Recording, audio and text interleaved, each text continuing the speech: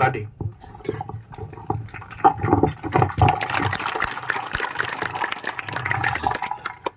माँ भादरिया राय की जय, सावंत सिंह जी भूमिया जी की जय। आप और हम सब आज इस भैया की पावन धरा पर अपने जो बड़े बुजुर्गों की और हमारी सनातनी परंपरा की जीव जंतु के प्रति जो भावना थी, उस जन भावना को आदर मान सम्मान देते हुए, जीव जंतु के प्रति अपनी भावना को प्रदर्शित करते हुए ओरण गोचर की जो परंपरा थी, मतलब अपने दिन देखिए क्या आ गए हैं कि ओरण गोचर को बचाने के लिए आज हमें आंदोलन करना पड़ रहा है।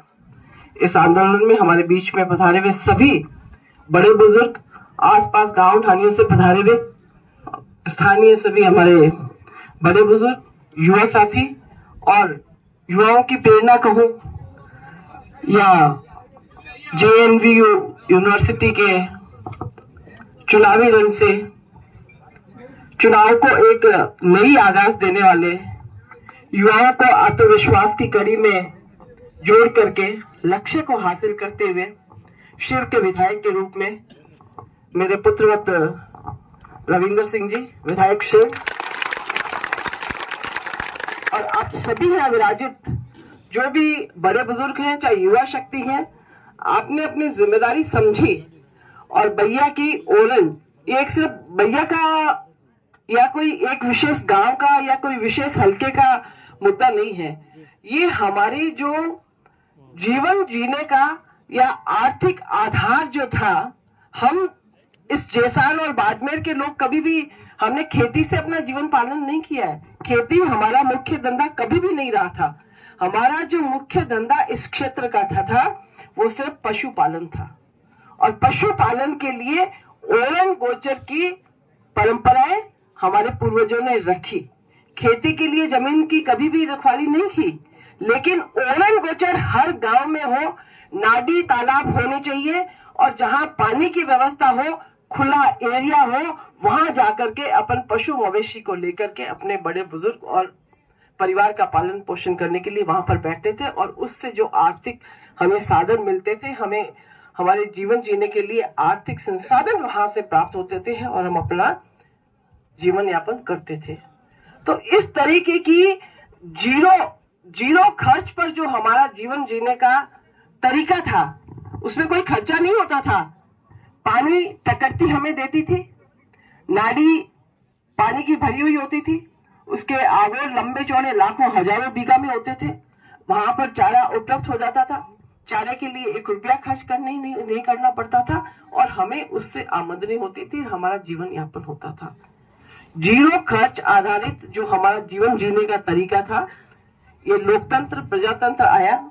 समय परिवर्तनशील है, बिल्कुल समय के साथ हमें भी परिवर्तित होना पड़ता है, जरूरी है, लेकिन समय के साथ परिवर्तन के साथ जो हमारी सनातनी परंपराएं हैं, जो हमारी जरूरत है, उसको भी पहचानना होगा, उसको संरक्षित करना होगा, उसको बचाना होगा। और उसको बचाएगा कौन? आप और हम मिल करके। कोई एक व्यक्ति ये काम नहीं कर सकता है। समय था, हमारे पूर्वजों ने सिर दिए, सिर कटे धड़ लड़े। ये इस तरीके की जो परंपराएं हैं, ये क्षत्रिय कुल में थी, ये क्षत्रिय परंपराएं थी कि बिना किसी परिवार की या अपने की, बिना किसी बच्चे की, महिला की सुरक्षा को सबको भूल करके एक महिला की पुकार पर, एक जीव जंतु की रक्षा के लिए, गायों की रक्षा के लिए, हर एक व्यक्ति को संरक्षण देने के लिए पूर्वजों ने लड़ाइयां लड़ी और अब वह समय आ गया है सिर गिराने का, और सिर गिराने में भी कमी नहीं है। आज सुबह ही किसी से फोन पर बात हुई कि किस तरीके की रणनीति है, हमें क्या करना चाहिए, सलाह लेनी चाहिए, सबसे बैठ करके बातचीत करके कि क्या तो हमारी डिमांड है और हमें इसके लिए कैसे लड़ाई लड़नी चाहिए। मैं हार्दिक आभार भी देती हूँ और आपके हौसले को प्रणाम करती हूँ। सटाक से एक ही जवाब मिला कि नाम हुए गांव में बइयो है, कोई पोल को नहीं पड़ी कि उठार कंपनी प्लांट लगा लेना। ये जो आपकी धमक और चमक है, इसको बनाए रखना ये आप युवाओं की जिम्मेदारी है। बड़े बुजुर्ग आएंगे, इनका मार्गदर्शन रहेगा, लेकिन लड़ाई में आप युवाओं को अग्रणी होना पड़ेगा। मैं एक दो आपको उदाहरण दूं। आज से तकरीबन 10 साल पहले आसकंदरा में लैंको एक बहुत बड़ी कंपनी हुआ करती थी। दिल्ली से, गुड़गांव से जब दिल्ली एंटर होते थे, लेफ्ट साइड में लैंको का बहुत बड़ा एक विशाल ऑफिस हुआ करता था और चमचमाती हुई उस बिल्डिंग की लाइटें बता देती कि ये लैंको कंपनी का ऑफिस है। उन्होंने भी हिमाकत की थी चैलेंज करने को। चैलेंज किसको किया? मां आईनाथ को। आईनाथ की ओरण गोचर थी, उसको अलॉट करवाया और उस कंपनी का नाम, उस कंपनी का निशान हिंदुस्तान के नक्शे से मिट गया। ये इस ओरण को रक्षा करने वाली जो आईनाथ है, जो हमारे देवी देवता है, जो हमारे जुंजार है, ये उनकी ताकत है। पर अब मैं आपको बताना चाह रही हूं, ये जो ईस्ट इंडिया के रूप में जो कंपनी आई है और दादागिरी दिखा करके जो काम करना चाहते हैं, ये उनका तरीका गलत है। हम विकास के लिए कहीं किसी से विरोधाभासी नहीं है। विकास चाहिए, लेकिन विकास के रूप में जो विनाश की गाथा लिखी जा रही है, उस विनाश की गाथा के कहानीकार हम जैसानवासी कतई नहीं बनेंगे और ना किसी को बनने देंगे। ये प्रण और ये आन आप लोगों को लेनी है, ये शपथ आप लोगों को लेनी है।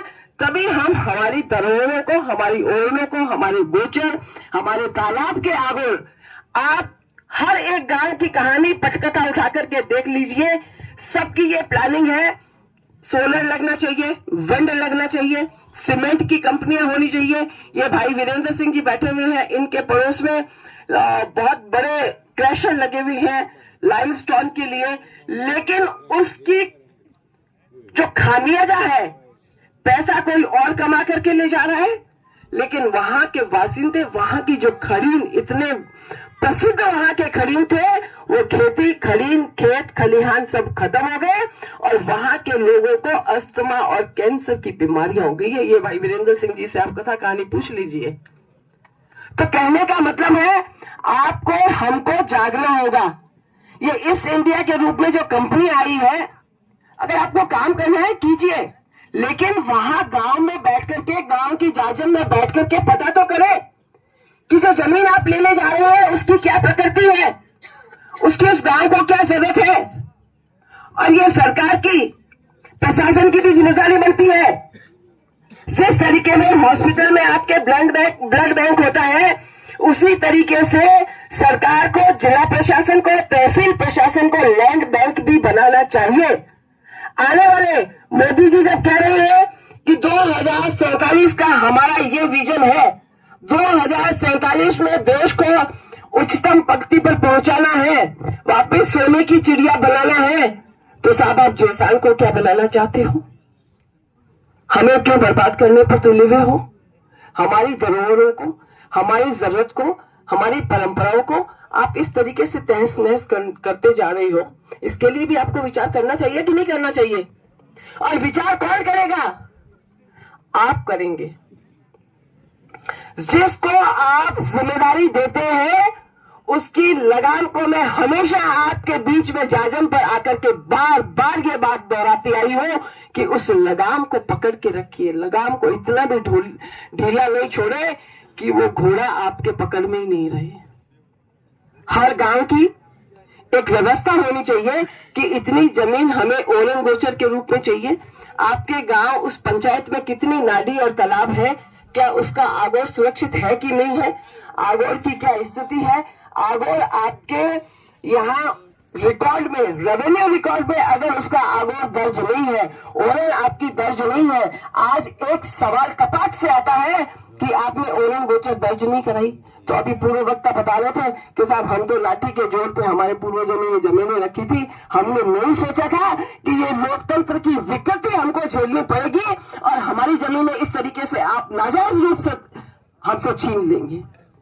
आज मतलब एक बड़ी हास्यास्पद स्थिति बन आई है कि कंपनी ने क्या किया है, सिर्फ 35 से 40 बीघा एक प्राइवेट जमीन खरीद ली और यहाँ प्लांट लगाने के लिए 7,000 बीघा जमीन के लिए, जैसा मुझे जानकारी में आया है, हो सकता है मैं गलत हूँ, हो सकता है मैं सही हूँ, वो अंडर प्रोसीजर है।